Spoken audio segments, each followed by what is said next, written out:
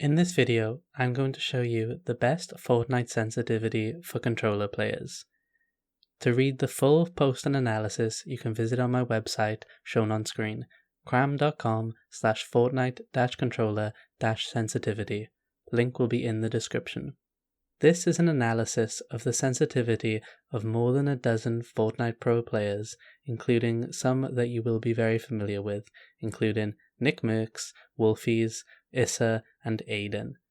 This will allow you to learn from the best players, apply these to your own settings, and then experiment to fine-tune your sensitivity. Before we get started, make sure you subscribe to the channel because that way you'll be able to know when I've released new educational content just like this.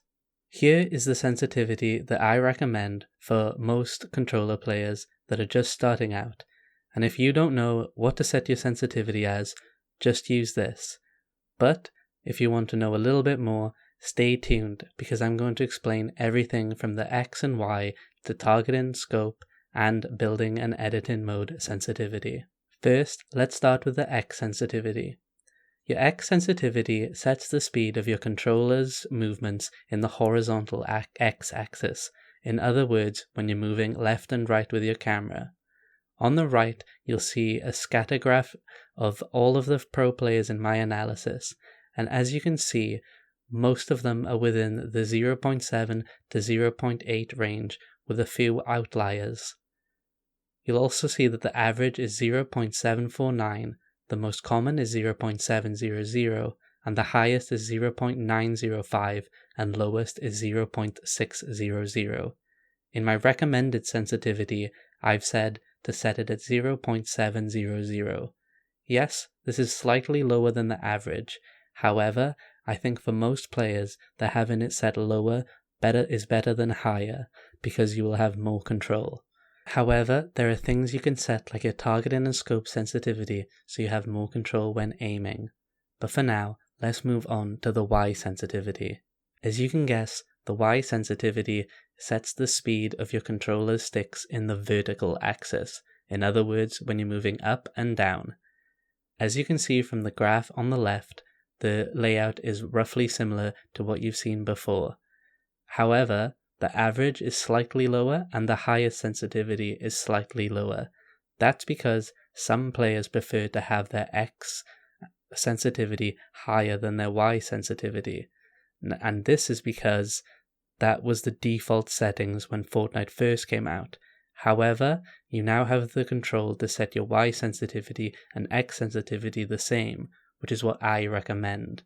And I recommend this because there is a lot of verticality in Fortnite with the building and so on. Therefore, you want a lot of mobility in the Y-axis. Moreover, when you set your X and Y sensitivities the same, your movements will be more consistent and it should be easier to train your aim. Now we're on to targeting sensitivity.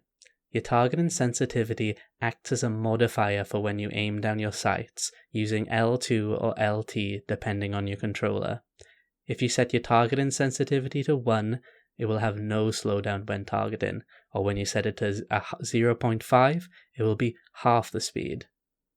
As you can see from the graph on the right, a lot of the players seem to have it set between 0.2 and 0.4. This is quite low. For PC players, I recommend they keep it at 1. However, as you know, controller sticks are much smaller and you don't have the same control. Therefore, you want to set your targeting sensitivity quite lower. The average is 0.338 and the most common is 0.35. I recommend 0.333, in other words, a third. I recommend this because a third is a good ratio of what your normal sensitivity is, therefore it should feel very natural and easy to get used to. Your scope sensitivity is like your targeting sensitivity in that it's a modifier, but it only works when you're using scope weapons, for example a sniper rifle, and, as before, 1 will have no slowdown and 0.5 will have a half slowdown. The graph on the left looks fairly similar to what you've seen before, as with X and Y sensitivity. but in the case for scope sensitivity, players like to set it slightly higher. And that's because they like more control and higher sensitivity when using sniper rifles and other scope weapons, so they can go for more flick shots. You can do this if you want, but I recommend you set your scope sensitivity and targeting sensitivity the same, so you will have more consistency when you're aiming, and that will make it easier to train and build up the muscle memory for it. For your building sensitivity, we're changing the graph to a bar chart here. And your building sensitivity is a modifier for when you're in build mode, obviously. And 1 will have no change, and you can go up to 2, which will be twice the speed as your normal sensitivity.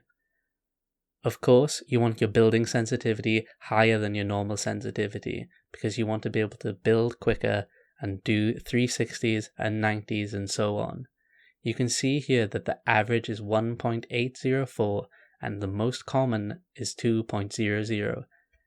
That is quite high, and it's more than what I recommend in my recommended sensitivity in the first slide, which is 1.666.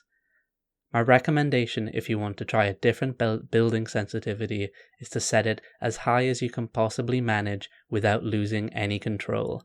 For most people, that's probably going to be around 1.5 and 1.8, but if you feel comfortable, then feel free to go up to 2. Finally, we have edit mode sensitivity.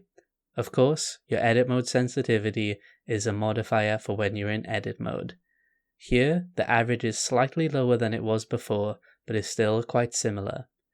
I recommend you keep your building and editing sensitivity the same. You've probably noticed that I like to keep all of the pairs of your sensitivity the same. Your X and Y, your targeting and scope, and now your building and editing. That's because when you have these same pairs, it'll be easier to train and feel more consistent with your movements. However, feel free to experiment and find what works for you. Here's something to consider. All of the players in this analysis were playing using a good PC. And this matters, because when you play on a PC, you have more frames per second. More frames per second means that Fortnite will play more smooth, and you'll also increase the strength of aim assist. That means that for anyone on console, which I imagine is many of you watching, you may need to adjust your sensitivities as required. But I think that most of what you've learned should be applicable to you as well, but this is something to bear in mind. Now, let's just wrap up quickly what we've gone through. Set your X and Y sensitivity between 0.6 and 0.9 and keep them the same. Set your targeting and scope sensitivity between 0.250 and 0.400. I recommend you set them the same, but if you want higher sensitivity for your scope weapons, then by all means go for it. Building and editing sensitivity, set them the same and between 1.5 and 2.0.